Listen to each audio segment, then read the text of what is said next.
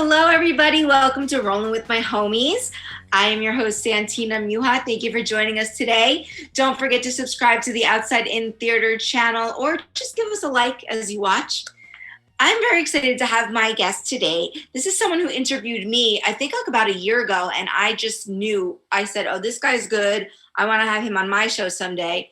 And, you know, I'm a Sicilian. I'm true to my word. So please, everybody, welcome to the show. I'm so excited to have him. He's a media professional, an accessibility consultant, and a gamer. We love that. Paul Amadeus Lane. Yay!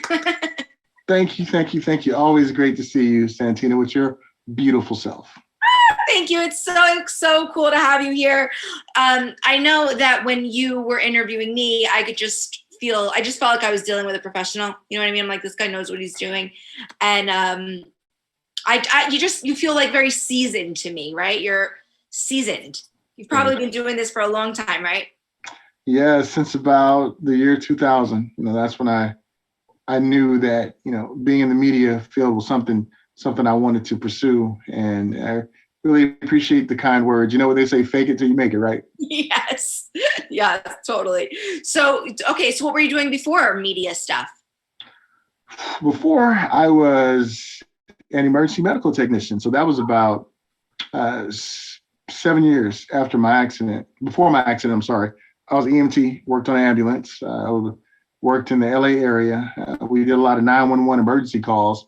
So that's what I was into before that, and being a musician 7 years prior to my accident. So that's what I was doing. And then after my accident, I was like, man, I got to do something. You know, I got tired of watching all the talk shows and everything. So I kind of dibbled and dabbled into like the home-based business, like websites, computers, and graphics and things like that. And then when I found out that this was something that was more headache than what it was worth, I was like, I need to find something else to do. So that's what happened. The media came calling, and I answered.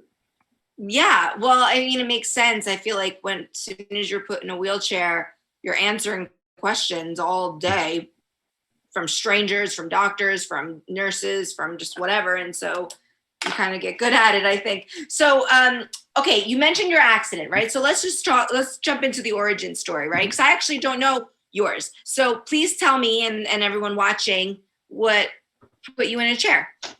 I was in an automobile accident. I was coming home from hanging out, and we were on the 710 freeway here in California, and we ran into an accident that was already on the freeway. So I was in the back seat, and right away, you know, I couldn't move. I felt a pop in my chest, and I was just stuck. And then all I can remember was like a couple of people pulling me out of the car and laying me on the freeway. And as I'm laying on the freeway, I'm like, I hope nobody runs over me. So then I look over in the corner and I see this very familiar yellow and white ambulance. And it was actually the company that I worked for that rescued me that night. So my coworkers were there, my supervisor was there. So they took great care of me, airlifted me to one of the major trauma centers, and that started my 8 months in the hospital. That's like one of the things that you see on a TV show and you're like, yeah, okay, right. Where would the odds that the one he works for is the one that picks him up?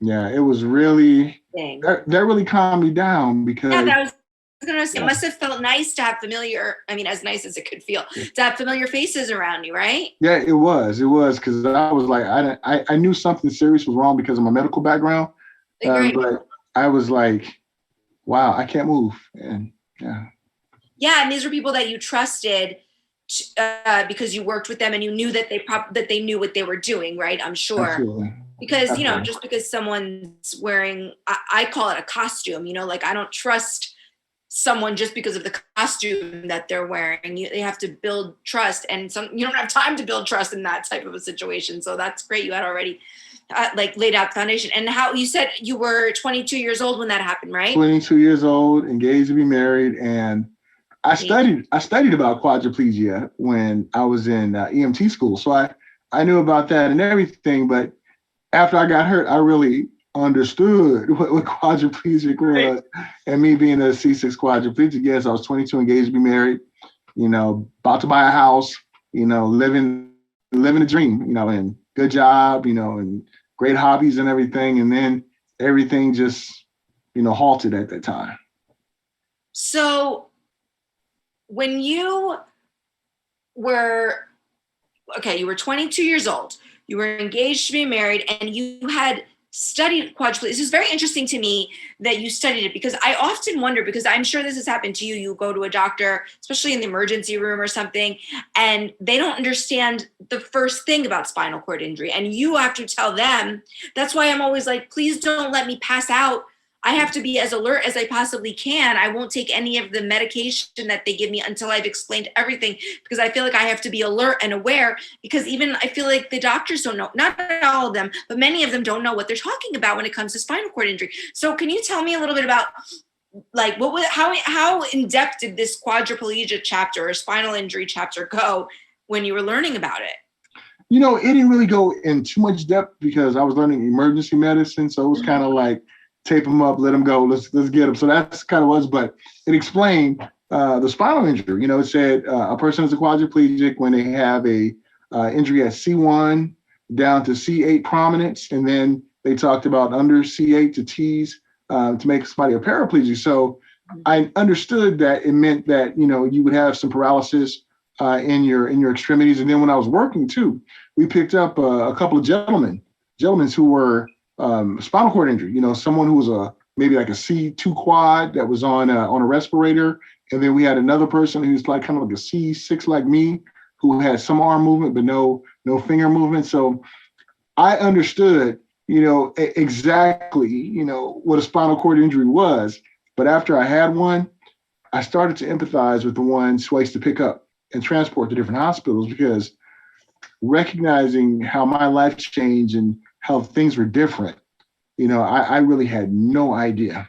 Yeah, I mean, what were some of the differences? What you thought about it versus now that It was interesting. Like I remember about the first 3 weeks, I was really critical in ICU. So my heart stopped for 52 seconds, stopped breathing. I was on a respirator, so I was really critical. But it wasn't until maybe like a month that I came to and was able to really understand.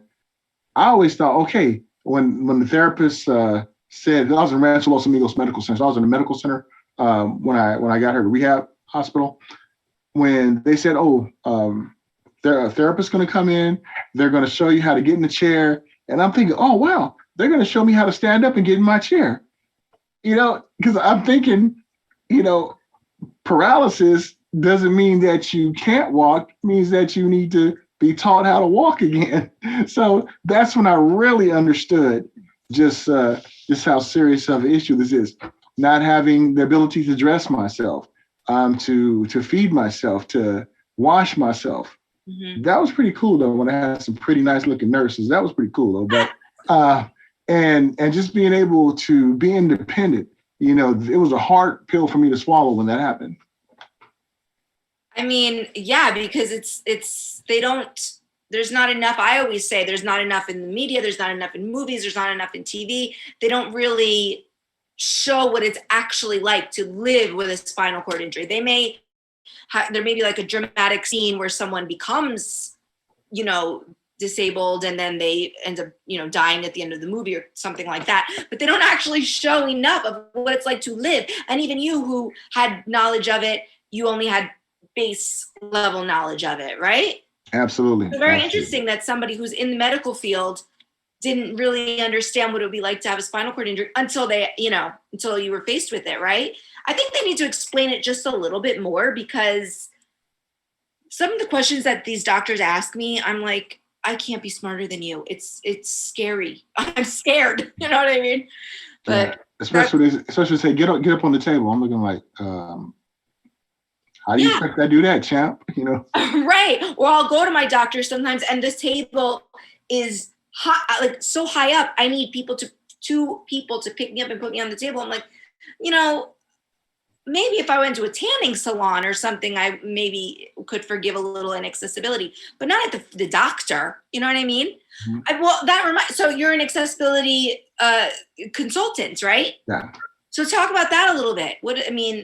Thank you, because we need them. Yeah, primarily, I consult in the gaming world and also in the tech world. Oh, cool. So I work with making technology accessible for all. And one of my principles that I go by when I work with different companies and different organizations is, everybody's trying to get that one size fit all. They can actually do that if they build with us in mind. Because if it's accessible for us, it's accessible for them. And that's been an amazing,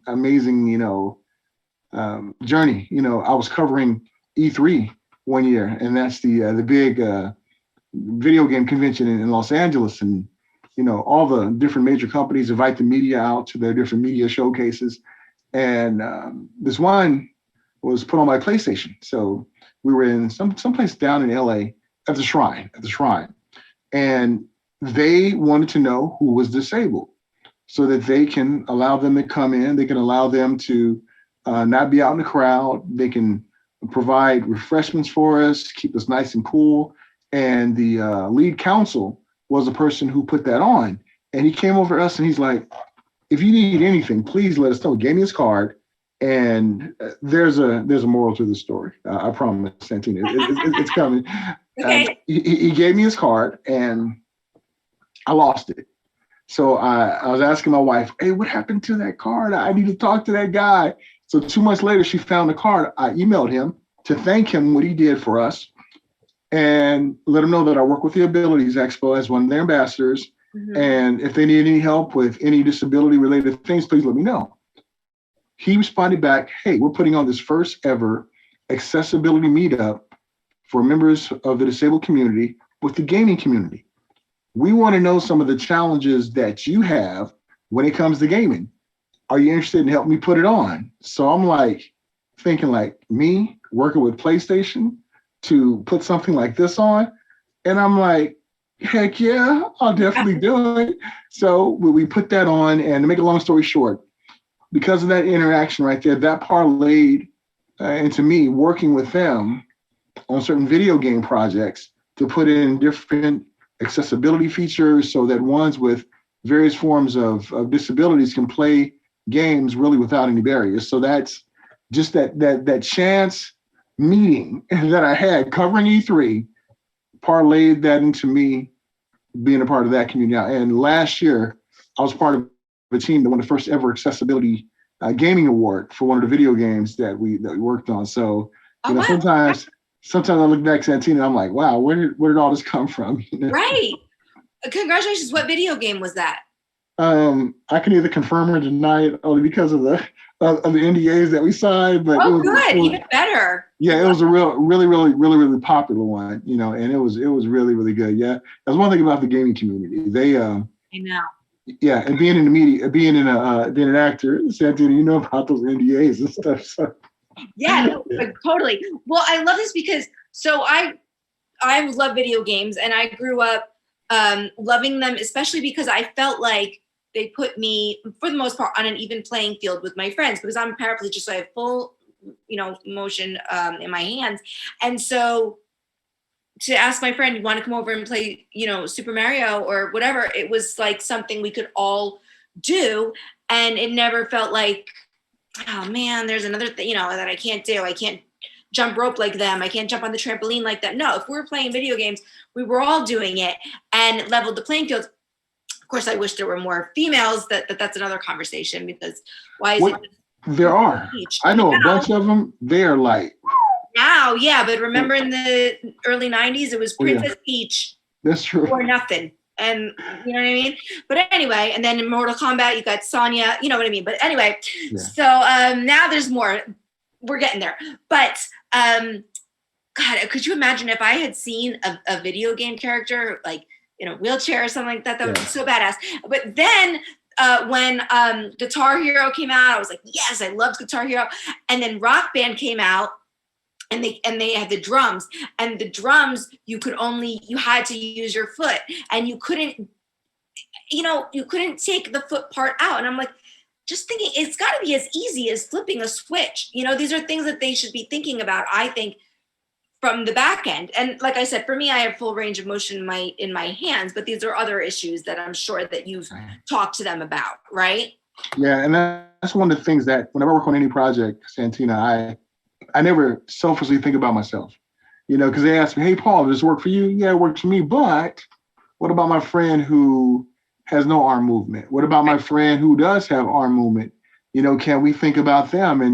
And you can tell that really gets the wheels going, because they're like, yeah, we have to think about everyone. Yeah, but you're absolutely right. We're working on some things right now to make it like, you don't need to have a foot pedal, playing Guitar Hero and all these other things. So there's some things going on in the tech world, the gaming world, that's really gonna blow everyone's mind. Oh, good. I love that, because it's such an accessible activity. It's a social activity that you can do from home, because of the ear, the headpieces and things like that people have. And I don't know, I love it. And it's just childhood staple. Like, if you love games, you should be able to play them, I love that. I think that's so cool and so fun. And I know my brother right now, he's actually doing what is it called when they put the things on you? And VR? Yeah. He's doing like the motions for a video game, and I'm so jealous. Yeah. Motion capture, yeah. Mocap. He's doing that. I'm so jealous of him, and so please, you've got to know, if there's ever a character in a wheelchair that needs mocap, please keep me in mind, because it's on my bucket list to do the. You know what? Better yet, you gonna be my honey, and I'm gonna rescue you. So that's what we gonna do. That's how we gonna do that, Santina. I think we have to do it both ways, because I need to also be rescuing. Yeah, you can rescue me. All right, you can rescue me. Okay, good. We'll do it both ways. Yes, That's for right. sure. It just seems so cool and so fun. And I would love to do that. You had mentioned earlier Comic-Con as well as accessible, because you said that this video game conventions typically tend to be accessible. I thought, because they're in huge places and the aisles are usually big. Can you talk to me a little bit about the accessibility of Comic-Con?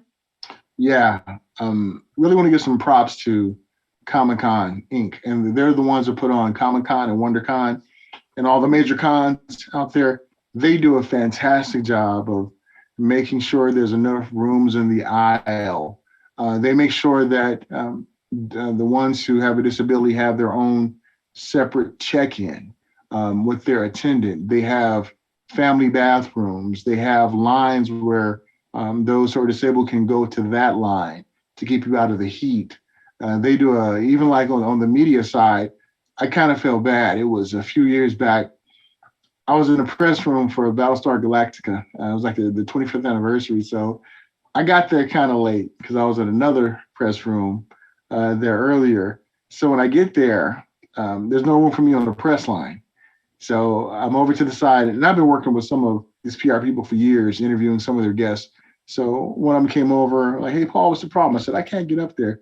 She said, "Hold on a second. I'm gonna kick everybody out of the line, and I'm gonna let you get in first, and then we'll go from there." And I'm like, you don't have to do that. I'll just hang back. I'll see you in the 12 Monkeys press room, so I'll leave it alone. But just how accommodating they are, for us, even as professionals, is really, really gratifying. Well, yeah, because, Professor X from X-Men is like one of the kings of Comic-Con and comics, right? And he's in a wheelchair. Nobody cares, that's fine. I feel like a lot of comics are sort of, especially X-Men, their whole thing is that they're sort of misfits, or they're disabled in a way that gives them other abilities, right? Absolutely. One of these days, I'm gonna cosplay as Professor X. Watch. I'm gonna do that. Yeah. Well, I have this joke that I say I tried to go as Sinead O'Connor for Halloween, and everybody thought I was Professor X. Oh, that's funny. That is funny. But yeah, I think that that's something that people with disabilities really do. When you take away one or more of our abilities, we compensate, and that's what everybody. Even animals do that. That's what we do as mammals, I think, right? We figure out, we adapt, and we do it, I think. And you know what? You bring up a very good point, Santina. I know the new CEO over at the United Spinal Association. He's a paraplegic. His name is Enzo Piscopo. He came from Coca-Cola. And one thing he always says, he says this, he says, we who are part of the community, we wake up every day trying to problem solve. You know, Yes. every day we wake up. How are we going to solve this problem? How are we going to solve that problem? And you're right. You know, even though some of our abilities may be diminished, but man, we we can definitely make it do what it does. You know, and other abilities. So. Yes, I read an article once that said, you know, people with disabilities don't get hired because people think they're going to, you know, be a deficit. They're going to need something. They're going to show up, not, you know, call out sick, blah, blah. And the article was like, you're going about this wrong. Hire people with disabilities because they are going to be your problem solvers. They are going to be the people that think outside of the box. They're going to think of things, come at things a different way that nobody else has thought of yet, because we are forced to do that. Yeah, pretty much from the time we leave our homes to the time to get back. And I've had to do it inside my own home too. You know, you pop a wheel, you know, whatever, things happen. And you're like, well, got to figure out this now, right? And you know, sometimes we get the ire of our coworkers, right? Because, you know, our managers and supervisors, they're like, hey, I don't hear no excuses because Paul and Santina can do this. So I don't want to hear it. They look at it as like, Right. But it just shows we're cut from a different cloth. You know, this pandemic showed just how special we are in our input, because many of us have been on lockdown and isolation for many years, you know, because of our disability, not able to go places because of transportation, and because of just medical issues that we may have. We have a pressure sore. We can't go out for a while. So this pandemic, we were able to share with the rest of the world, like, hey, it's gonna be all right. It's gonna be all right. You know, just learn from us. Yes, you might have to do things a little differently now, but you'll be able to do things again. Relax. You know, well, I mean, you have been doing, I don't know about Zoom, but you've been doing video type interviews like this for a while, right? Since way before COVID, correct? Yeah, it's kind of weird when you think back. In 2008, I got the morning show from this one media outlet that I worked at in San Bernardino. It was an NBC radio affiliate. And one of the things that the deal I worked out with station management was, if you want me to do the show and be up that early, I have to be able to do it from my home studio. Yes, so nice. They hooked up my home studio. We started using Skype, you know, for camera, and like my coworkers were in the studio, so we would do a lot of video interviews and things like that. So, you know, I've been doing this since like 2008, and when the pandemic hit, it was like second nature. I hit the ground running because I was doing it anyway. And so, you know, you look at like today, Santina, you and I being able, even though this pandemic was awful for all of us to deal with, many of us lost loved ones, we lost friends, we lost time that we can't have back. But when you look back at what we've been able to accomplish, like you and I probably would never have met, you know, if it wasn't because of this pandemic and we're doing the Abilities Expo virtual event. You know, all these things we were able to accomplish because we don't quit. We don't stop. Yes. And that makes us really unique. Yeah, and I'm glad that they listened to you and allowed you to do that, because I know that a lot of people with disabilities have been kind of saying, hey, I've been asking to do stuff from home for years, and you said no, impossible. But now all of a sudden, because all these other people need it, now all of a sudden we can do classes from home, we can do meetings from home, we can do, you know, it's like, okay, like that just goes to show. It's the same thing with, you know, the accessibility outside. People in wheelchairs, we need ramps and things, but nobody cares. Now there's these birds, you know, or Lime scooter things zooming all around the streets, and they're like, oh, we better fix the sidewalks for the bird scooters. And I'm like, fine, whatever. If that's the reason, I don't even care. Just fix them. I don't even care, you know. But it's like, it just goes to show, when enough able-bodied people need something, that's when it gets done, I guess. I mean, it is sad. It's sad because if it don't make dollars, it don't make sense. And unfortunately, until we get more of ones like ourselves who have a good moral compass, we'll be able to stop that. But sad to say, what happens sometimes in our community Santina, ones like ourselves get in positions and we don't speak truth to power. We don't use our experience because we're just so happy that they gave us an opportunity to do things.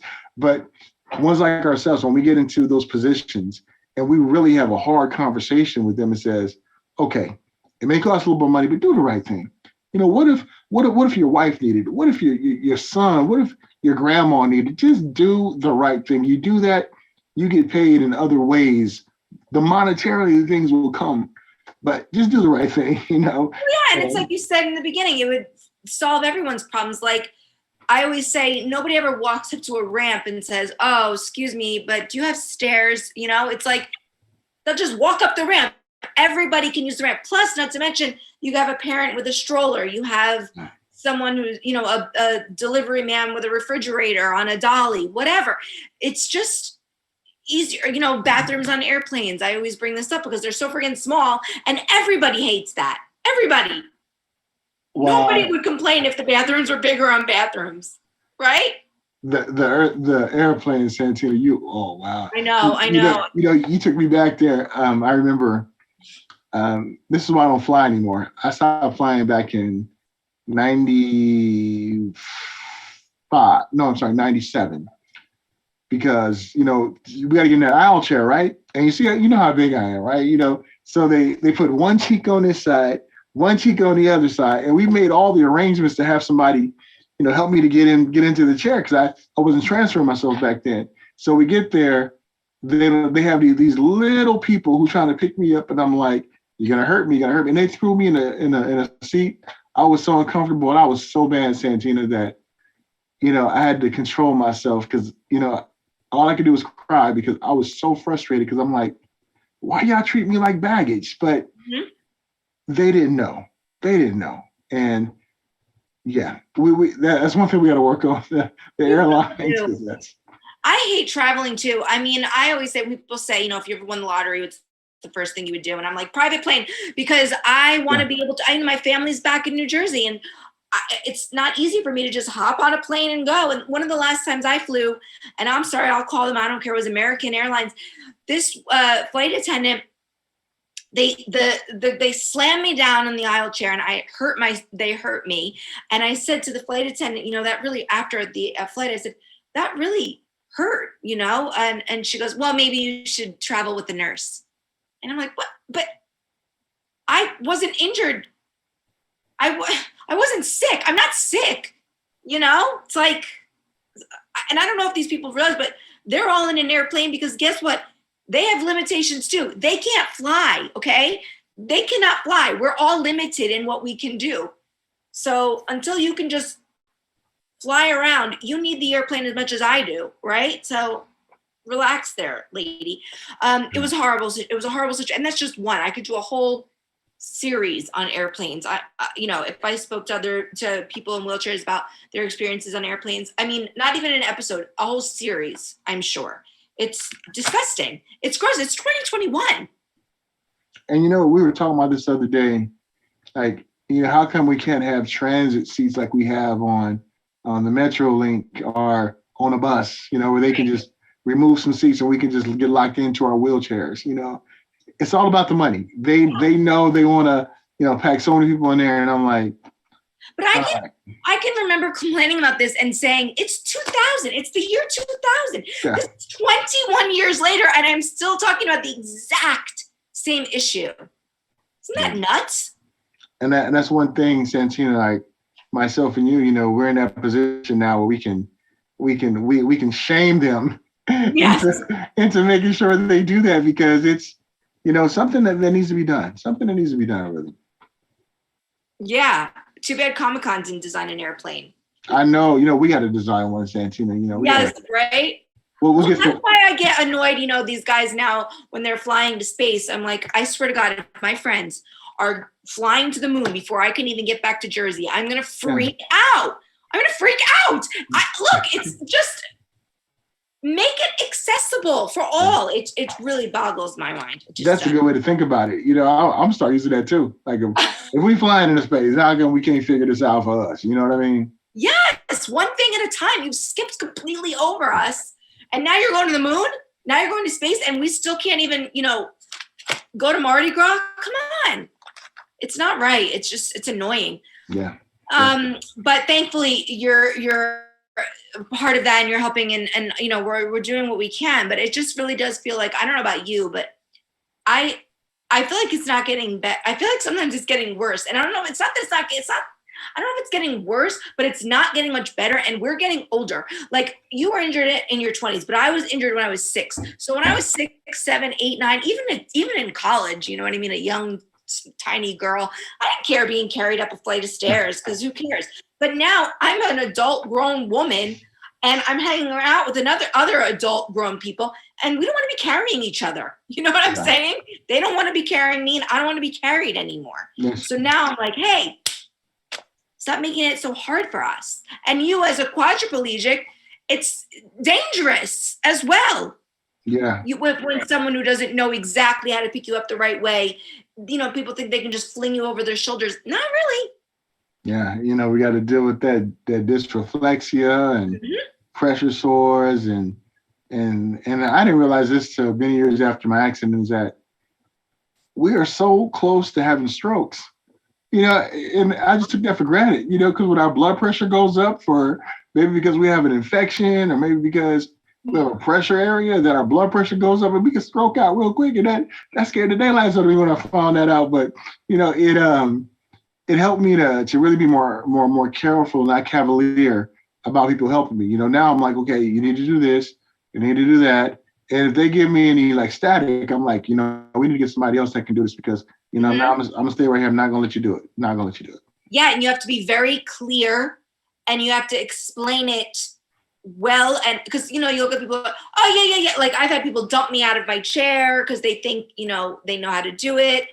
And you have to be like almost like a director where you have to be clear. I don't know how you feel as a man. I mean, I know as a woman, sometimes it can come across as like bossy or whatever. I like intersectionality is interesting to me when it comes to people with disabilities. And, you know, I don't know, do you ever feel as a Black man, how does that impact the way you feel as a wheelchair user? Do those two things ever bump heads or, you know, do you feel like you're discriminated against more because one or the other? How does that work for you? How do you feel about that? You know, when I was growing up, you know, I dealt with a lot of discrimination before the accident. And you know, I remember getting pulled over by the cops, you know, just because of my skin tone, being pulled out by gunpoint, told to sit on the ground, you know, because I look like I'm a gang member or because a car like mine was used in a robbery or just because they want to just have fun at our expense. And after my accident, I always was terrified, Santina, of being pulled over and them asking me to get out of the car and I'm not able to walk. Mm-hmm. That just happened. Did you see it was on the news? Yeah, I saw that. And that scared the daylights out of me, you know, because even like with my injury and being Black, you know, there are some times where you get that look. They're looking at you as, you know, and we know that look, you know, when we go into places, they're looking like you belong here. And also we throw the disability in it too. You know, oftentimes, you know, you start to feel that people are treating you a different way and they are, you know, not, you know, taking you seriously. And it's very, very frustrating. And I have to control myself a lot because I can go from like 0 to 100 when I get upset. And, you know, I don't want to act too much of a fool, you know, but I can and get real angry.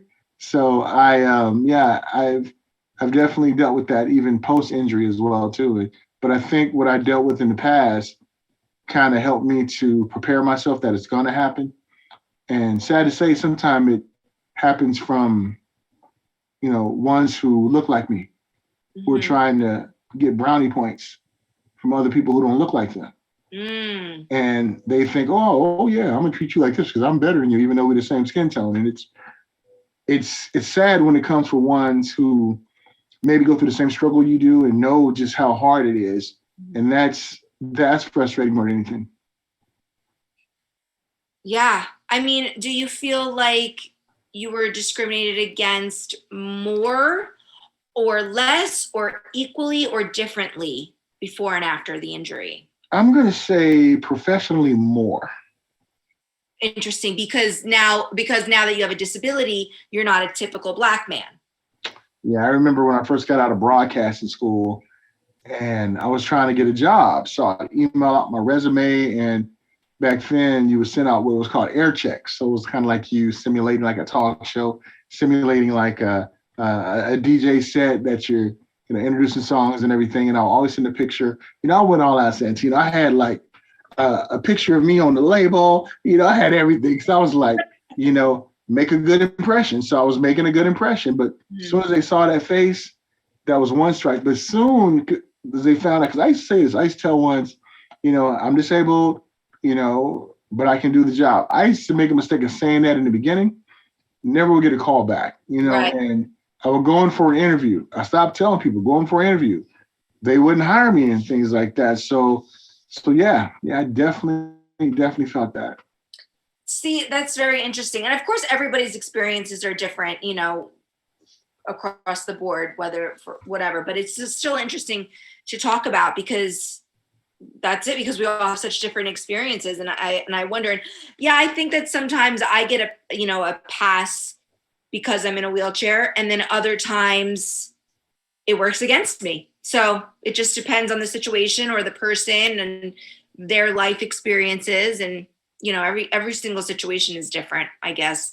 And, and I will say now, over, since it's been 28 years for me, I want to say over the last 5 years, it's been so much better. Oh, good. So, because I think that they either have a family member, a loved one, or someone they're close to who has a disability. I can't tell you how many times this has happened to you too, Santina. Like you meet somebody and they're like, I have a friend, who's a quad or who's a para, and he's having a hard time adjusting. Anything you can tell me to, help my soul. A lot of people are empathizing because they're dealing with the same thing that we're dealing with because of a family member or a loved one.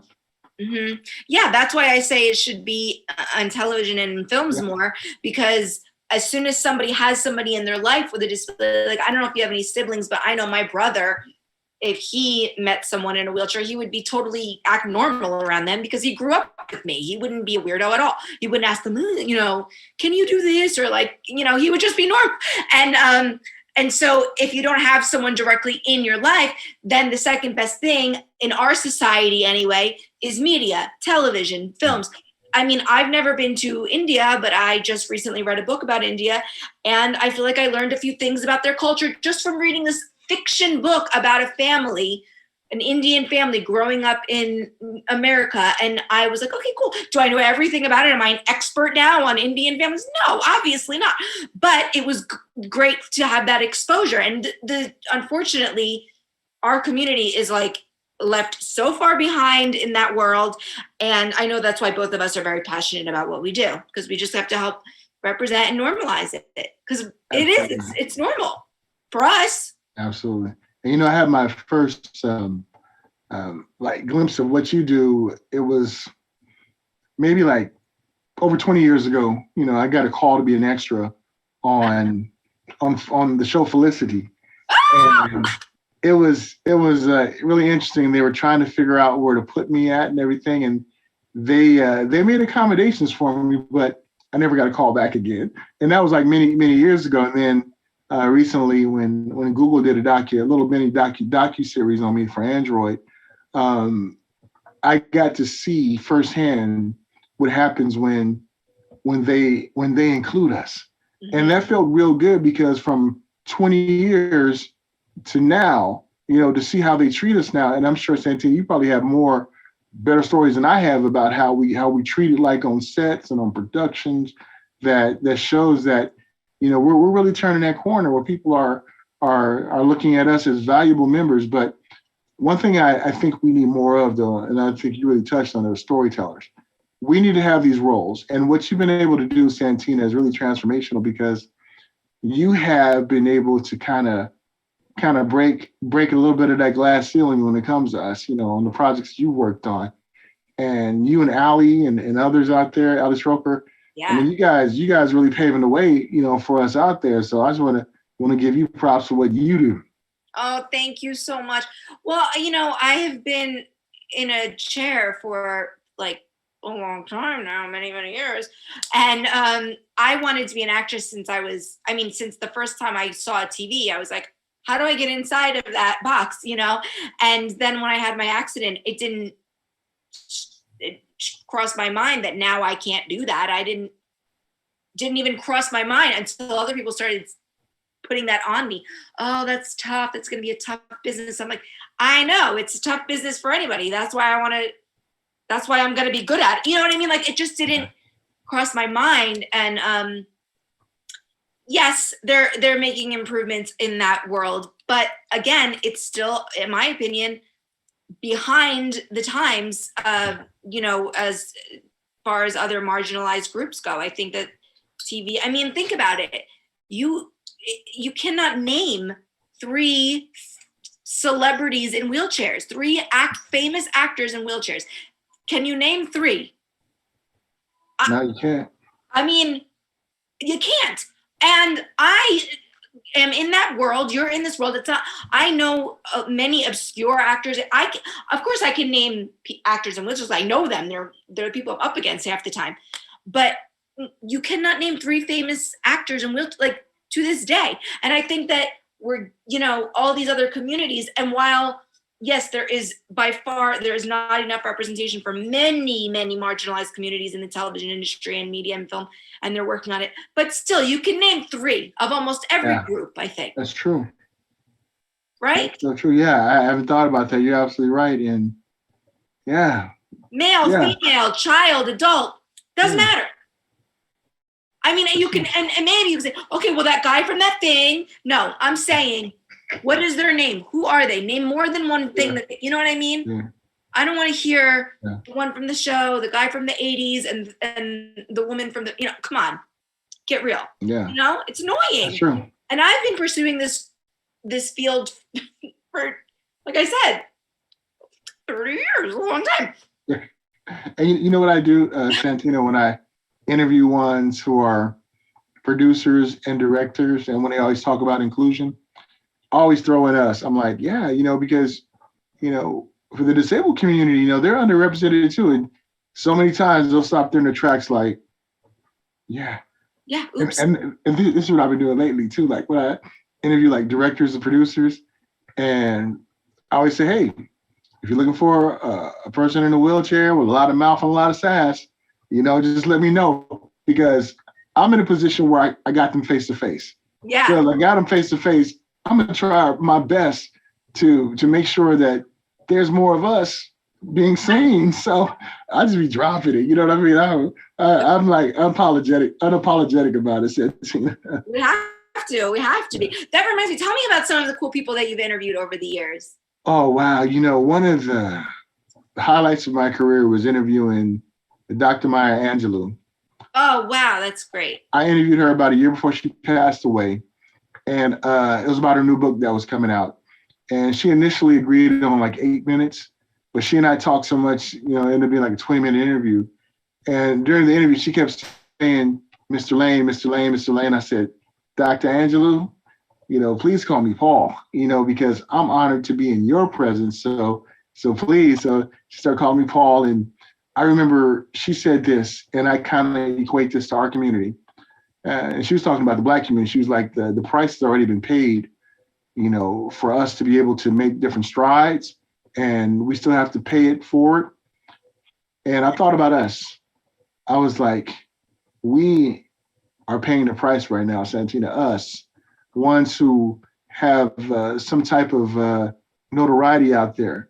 We're paying this price, so others don't have to work as hard as we do.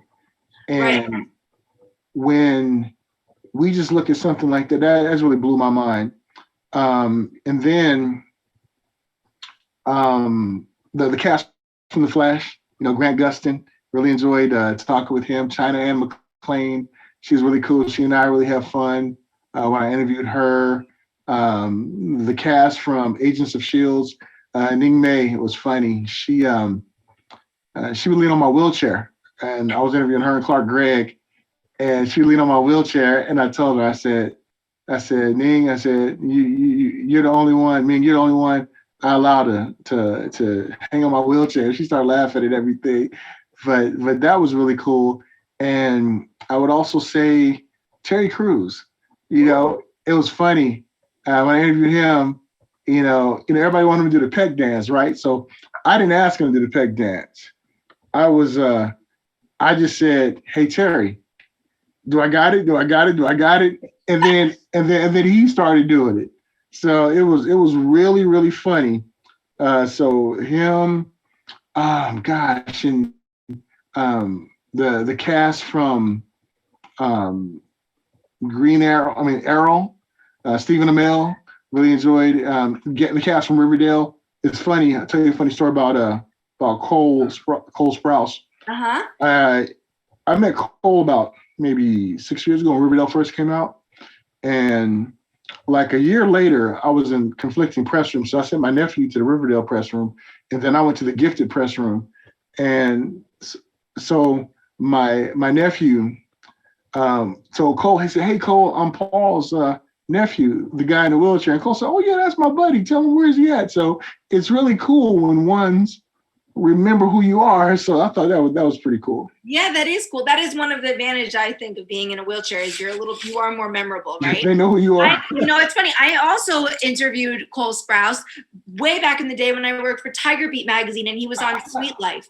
Yeah. Yes. Long time ago. Hey, did you get to interview Luke Perry, or was he there that day? Luke? I didn't interview Luke, but Luke and I hung out at the Warner Brothers would put on a VIP mixer for all the media.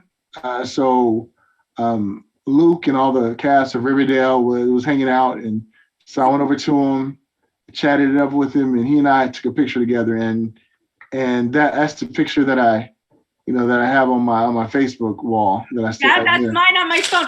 Luke Perry surprised me one time at the hospital. He's my number one of all time, and the background on my phone is my picture of Luke Perry. Wasn't he the best? Come on. He's an awesome guy, and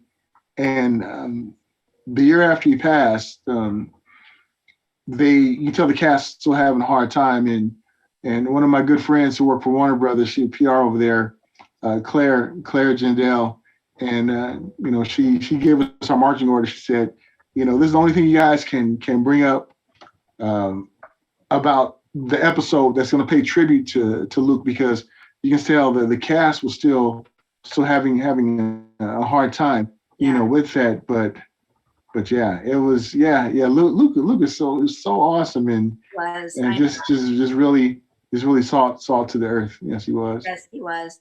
I know. Sorry, but you can't mention anything that has anything to do with Luke Perry without me wanting to talk about him. He's awesome. My heart. Really awesome guy. Yeah.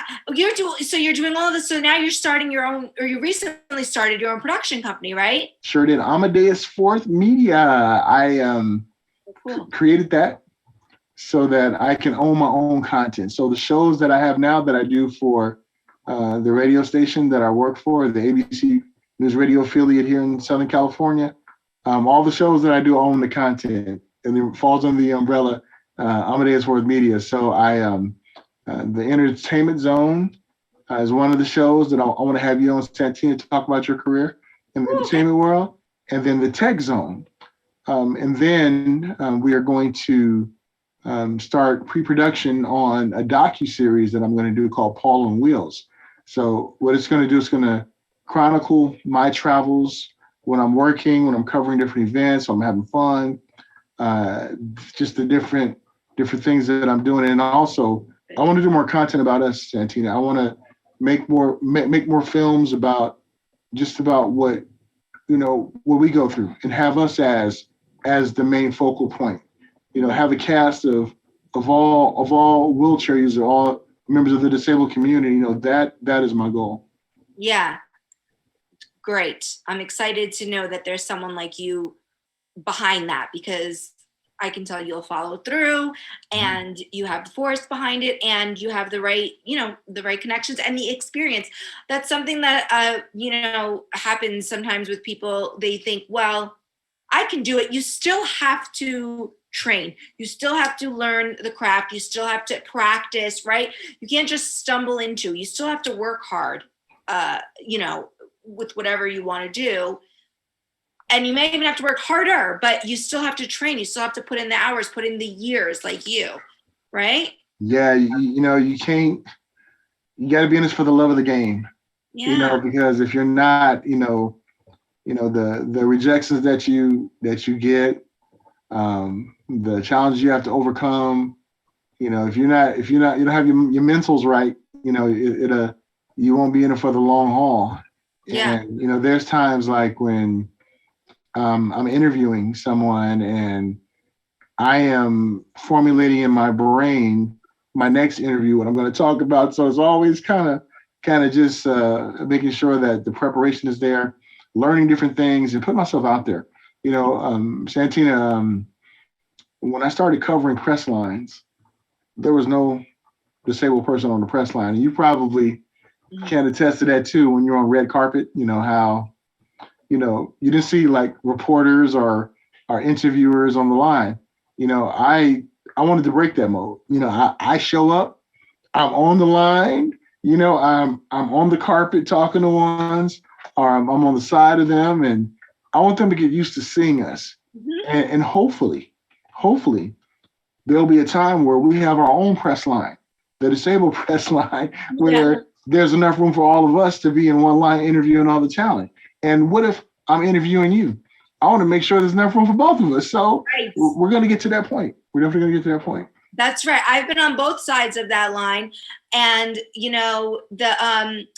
they come to us. So if there's people who are again hesitant to hire someone who's in a wheelchair because they think maybe they won't be able to do it, no, we stick out. And they want the people who are walking the carpet, they want to give us the opportunity. They see that, what we're up against, and they come to us. So it makes sense to hire someone who looks a little different, because they will stick out in the crew of just flashing bulbs and people shouting at you. Yeah, and I'd come to you. Yeah, and that's the crazy thing about it. Like, I was on this one press line, and everybody wanted to come to me. They were like, "Hey, I want you to interview. I want you to interview me." Like, I was interviewing the cast from what's that Marvel show that was on Freeform, Cloak and Dagger, when Olivia and Aubrey, they came to me like, "We want you to interview. And everybody looked at me like, "Why you want him? Why you want him?" So yeah, I totally get it, and it's because we make sure we know what we're doing. We don't go up there half cocked. We're like, we're going to do it, and we're going to do it well. Yeah, because we can't afford to mess it up, and also, I don't know about you, but sometimes I feel, and it's not fair always, but a sense of responsibility to represent the entire, disability community, which I know that I don't, but I also know that people think that I do. So I try to do the best that I can to prove, hey, we can do this. Even though I'm only representing myself, I know that there's people out there who are looking at me going, "Oh, let's see if they can do it." And no, it's just me, No, I get it, Santina. I feel the same way. I feel that, I want to make sure that I represent for our community. So others who come after me or during my time, will make sure that they get a fair shake. Yeah, I agree. We're almost at the end, but I don't want to end this without talking about your wife of, you said 25 years? Yeah, 25 years. She and I was actually together before I had my accident. We were together like about a year and a half. I had my accident, and we were supposed to get married. And then I had my accident, and she went on and decided to go ahead and stick with me, and 25 years later, here we go. See, that's so great. Were you ever, was there ever a question, or did you? I wasn't sure if I wanted to do it because, I felt that, I don't want her to miss out on, her quote unquote being in a normal marriage, but what is a normal marriage, right, dude? Right. There's no such thing as a normal marriage or a normal relationship, every relationship has its ups and downs. And there was times I was like, yeah, I don't know, and there were some doubts, but mainly on my end. And then it took us about 3 years after my accident, we decided to go ahead and get married, and there we are. That's so great. Well, congratulations. I love that. I'm on dating apps, so I'm nowhere near that. Well, you know what I told you when I interviewed you, right? I said, ain't nobody wifed you up yet. I mean, because you got it going on, Santina. So I don't know what people be sleeping on with you, because you definitely a catch. You know what I mean? You definitely a catch. Thank you. Well, I have to admit, I'm a little bit picky myself, so I get it. I can't blame it all on the guys, because it's got to be the right. I'm picky. I definitely get that, because you invest in your time and your emotions. You just got to make sure. Yes, and I have worked very hard to create a life that I like and that I'm happy with. And that's the life I want to keep living. And I'm trying to find someone who complements that life and fits into that life. I don't need somebody to change it or shake it up too much. You know what I mean? I don't need that. Just someone who we can do this together, But anyway, whatever. Paul, thank you so much. Can you believe we're at the end? This always happens where I'm like, what? I know. It goes by so fast. I totally get it, because you're such an amazing communicator. So. Oh, thank you.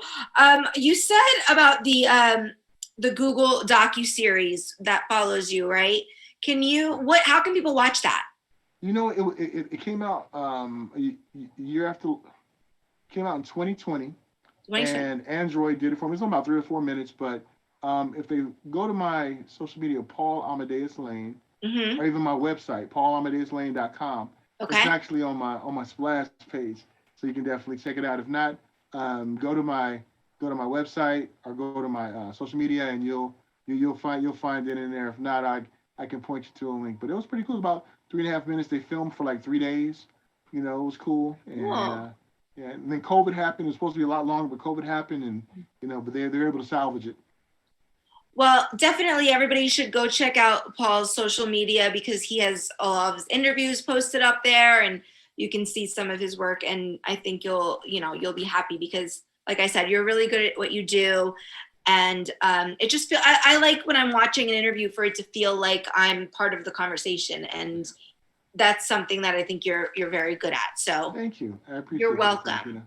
You're welcome. Thank you so much for being here. Is there anything else you want to say before I close? Yeah, I just want to say I thank you, Santina, and keep on doing what you're doing. You're something special. Oh, thank you so much. So are you. Really, truly, thank you. And isn't that crazy? It's so funny. I didn't realize we're both in Los Angeles and we've never met, which I always say just proves not everybody in wheelchairs know each other. Yep, serendipity, right? So we just met. We only met in quarantine over Zoom like this, and I thought you were in New York. I didn't even realize you're just right outside there somewhere. So funny. I'm sure our paths crossed at the Abilities Expo. We didn't. I'm sure, because I was also an ambassador for them many years ago as well, on the East Coast though. Cool. Well, anyway, that's it. That's it for us today. That's all. Thank you so much for joining us, everybody, on Rolling with My Homies. Don't forget to give Outside In Theater a follow on your preferred social media, Twitter, Instagram, TikTok, and Facebook at Outside In Theater. That's THTR. And don't forget to follow Paul at Paul Amadeus Lane. And follow me at Santina Muha on all the social media channels, too. Everybody be safe out there, and we'll see you next time. Bye. Thanks for watching.